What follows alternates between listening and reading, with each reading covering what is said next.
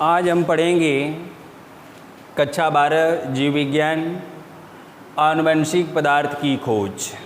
आनुवंशिक पदार्थ की खोज वही DNA। आनुवंशिक पदार्थ की खोज जो है आज हमको पढ़ना है। तो पृथ्वी पर जीवधारियों की लाखों किस्में हैं। प्रत्येक किस्म को एक जीव जाति कहते हैं। वैज्ञानिक 12.5 लाख से अधिक जंतु जातियों का तथा 3 लाख से अधिक पादप जातियों का पता लगा चुके हैं। प्रत्येक जीव जाति में बहुत से लक्षण कुछ मिलती जुलती जातियों के लक्षणों जैसे हो सकते हैं, परंतु इनके कुछ न कुछ ऐसे विशिष्ट लक्षण भी होते हैं जिनमें इनकी अलग पहचान होती है। प्रत्येक जीवधारी के बारे में 2 महत्वपूर्ण बातें याद रखना अति आवश्यक है। पहला जो है हम पढ़ेंगे जो है प्रत्येक जीवधारी के बारे में 2 महत्वपूर्ण बातें याद रखना अति आवश्यक है। पहला, किसी न किसी जीव जाति का सदस्य होता है।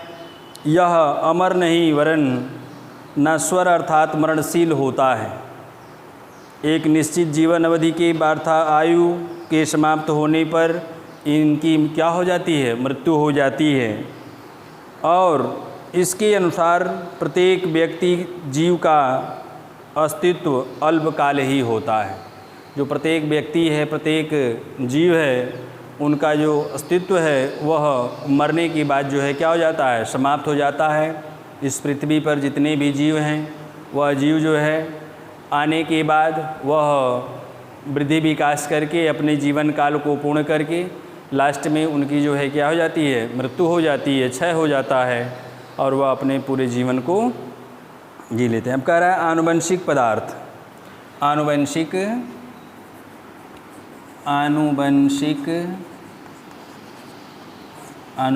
पदार्थ। आनुवंशिक पदार्थ। आनुवंशिक पदार्थ देखिए क्या है? अधिकांश जीवों में प्रजनन के लिए विशेष प्रकार की पृथक जननांग होते हैं। जैसे आप देखे हैं कुछ जीव ऐसे होते हैं जो एकलिंगी होते हैं, कुछ जीव ऐसे होते हैं जो द्विलिंगी होते हैं। तो जैसे केंचुआ है द्विलिंगी है, मनुष्य है, गाय भैंस भेड़ बकरी ये सब क्या हैं? एकलिंगी हैं। नर अलग होता है और मादा अलग होती है। दोनों में जो है अंतर होता है, नर अलग होता है और मादा अलग होती है। प्रजनन के समय वह आपस में फ्यूजन करते हैं, मिलन होता है उनका, और जो गैमेट्स हैं, नर गैमेट्स और मादा गैमेट्स आपस में मिल जाते हैं और मिल करके वह जो है नए शिशु का निर्माण करते हैं। तो ये सब जो है इससे जो है प्रजनन तथा संतान का प्रारंभ होता है और इससे जो है नई जाति की उत्पत्ति होती है। आनुवंशिक पदार्थ का जो है खोज देखिए, आनुवंशिक सुकेंद्रकीय कोशिकाओं में आनुवंशिक पदार्थ की स्थिति।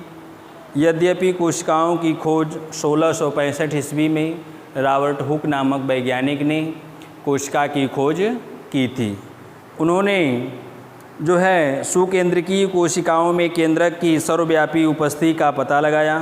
1831 ईस्वी में रॉबर्ट ब्राउन ने केंद्रक की खोज की थी और नागेली ने जो है इनको विभाजन किया और कोशिकाओं में केंद्रक के द्विविभाजन की उपस्थिति का पता लगाया।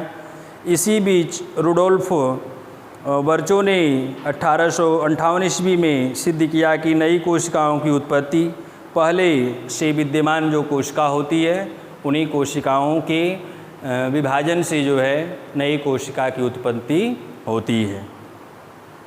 और यह फ्रेडरिक मीसर नामक वैज्ञानिक ने 1869 ईस्वी में मरी हुई पश के रुधिराणुओं के श्वेत रुधिराणुओं के केंद्रकों का पता लगाया। तो इस तरह से जो है यह DNA का जो है किस तरह से न्यूक्लिक अम्ल नाम दिया गया। यह फ्रेडरिक मीसर नामक वैज्ञानिक ने इनको जो है न्यूक्लिक अम्ल का नाम दिया था और यह इसमें जो है न्यूक्लिक अम्ल इनकी रासायनिक समझ अल्टमान नामक वैज्ञानिक ने केंद्रकीय पदार्थ को निकालकर इसमें प्रोटीन को पृथक किया और शेष फास्फोरस युक्त पदार्थ को अम्लीय होने के कारण न्यूक्लिक अम्ल का नाम दिया गया। इसको जो फास्फोरस युक्त पदार्थ था, इसके अंदर फास्फेट अणु थे, उनको जो है निकाल दिया गया और जो शेष बचा उनको उन्होंने जो है न्यूक्लिक अम्ल का नाम दिया। अब है डीएनए का जो है, डीएनए को आनुवंशिक पदार्थ की मान्यता। डीएनए डीऑक्सीराइबोज न्यूक्लिक अम्ल, डीएनए आनुवंशिक पदार्थ की मान्यता, आनुवंशिक पदार्थ की मात्रा। तो यह जो है डीएनए आनुवंशिक पदार्थ की मात्रा जो है कैसे हम मान्यता कैसे देखेंगे। न्यूक्लिक अम्ल के बारे में उपरोक्त न्यूक्लिक अम्लों के बारे में उपरोक्त ज्ञान के बावजूद भी इनके महत्व का पता नहीं चल पाया। फ्रेडरिक मीसर द्वारा न्यूक्लिक अम्ल की खोज से पहले प्रोटीन को ही आनुवंशिक पदार्थ के रूप में माना जाता था। मीसर की खोज के बाद यह विज्ञान प्रारंभ हो गया और आनुवंशिक पदार्थ प्रोटीन होता है। यह जो है अब हम पढ़ेंगे डीएनए अणुओं की आकृति एवं स्थिति। डीएनए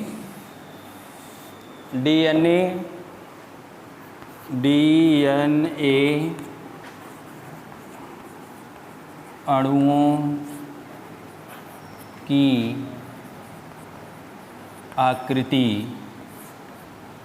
डीएनए अणुओं की आकृति।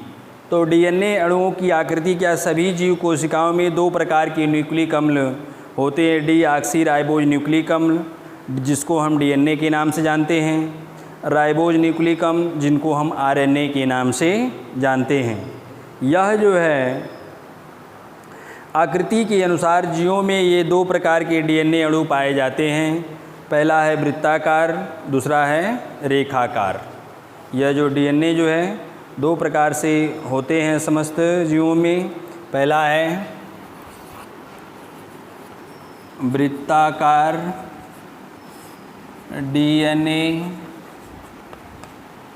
और दूसरा है रेखाकार डीएनए। रेखाकार डीएनए यह दो प्रकार के होते हैं। डीएनए अणुओं की आकृति जो है दो प्रकार से होती है, वृत्ताकार डीएनए, दूसरा है रेखाकार डीएनए। तो हम पहले पढ़ेंगे वृत्ताकार डीएनए की वृत्ताकार डीएनए क्या होता है। तो वृत्ताकार डीएनए जो है यह अणुओं में स्वतंत्र छोर नहीं होते हैं।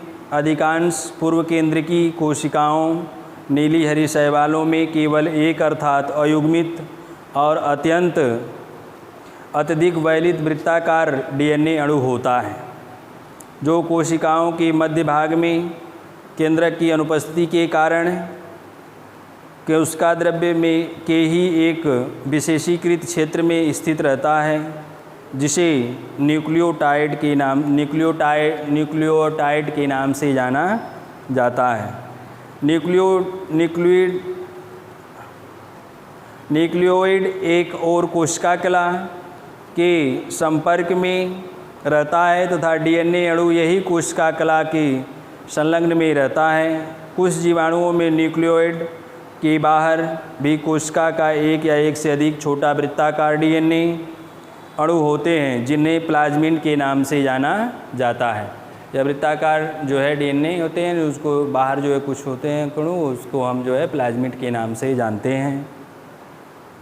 ये डीएनए के खंडों अर्थात जीन्स को एक जीवाणु से दूसरे जीवाणु में स्थानांतरित कर सकते हैं। इसलिए जीनी अभियांत्रिकी में नए नए जीन सम्मिश्रित बनाने तथा जीवों के पूंजीकृतकरण के कारण इसका व्यापक उपयोग किया जा सकता है। अगला है रेखाकार डीएनए। दूसरा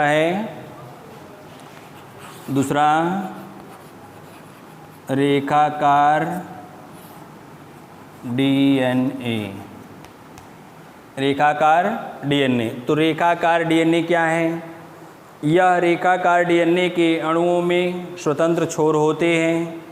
सुकेंद्रकीय कोशिकाओं में रेखाकार तथा वृत्ताकार दोनों प्रकार के डीएनए अणु उपस्थित होते हैं। रेखाकार डीएनए अणु इन कोशिकाओं के केंद्रक में एक से अनेक जोड़ियों में अर्थात द्विगुणित होते हैं। इन केंद्रकीय डीएनए इसको कहते हैं। वृत्ताकार डीएनए अणु इन कोशिकाओं में केंद्रक के बाहर कोशिका द्रव्य में स्थित माइटोकॉन्ड्रिया तथा प्लाज्मिड जो केवल पादप कोशिकाओं में ही होते हैं, यह एक एक होते हैं। इन्हें बाह्य केंद्रकीय डीएनए के नाम से जाना जाता है। डीएनए अणुओं की रासायनिक एवं संरचना। अब हम देखेंगे वृत्ताकार डीएनए के बारे में हमको पढ़ना है। रेखाकार डीएनए पढ़ लिए हैं। हम पढ़ेंगे जीवाणु की आकृति। तो जीवाणुओं की एक जीवाणु की आकृति है, यह देख रहे हैं, यह जो है तस्तरी की समान संरचना है और इसके बीच में जो है यह डीएनए उपस्थित होता है। यह जो है एक जीवाणु कोशिका का चित्र है। इसके जो बाहरी भाग में यह देख रहे हैं जो मोच की समान संरचना है, जिसको हम फ्लैजिला के नाम से जानते हैं। यह जो इसके अंदर एक तस्तरी की समान संरचना है, जिसको हम प्लाज्मिड के नाम से जानते हैं। और यह इसके अंदर जो पदार्थ हैं वह जो है साइटोप्लाज्म के नाम से जाना जाता है। उसके ऊपर जो यह घिरा हुआ है एक दीवार की तरह, वह जो है क्या है, प्लाज्मा मेम्ब्रेन है। सबसे ऊपरी भाग पर सेल वाल पाया जाता है और इसके ऊपरी भाग पर यह जो है रस्सी के समान संरचना है, जिसको हम फाइबर्स के नाम से जानते हैं, तंतु के नाम से जाना जाता है। तो इस तरह से यह हमने देखा कि जो है यह एक जीवाणु का जो है सचित्र वर्णन आपको बताया गया कि जैसे उसके अंदर जो है यह जो है डीएनए पदार्थ है, आनुवंशिक पदार्थ है। यह जो है एक वृत्ताकार जीवाणु का सचित्र वर्णन आपको बताया गया है। अब हम आगे पढ़ेंगे डीएनए अणुओं की रासायनिक संरचना। कल पढ़ेंगे हम अगले वीडियो में। धन्यवाद।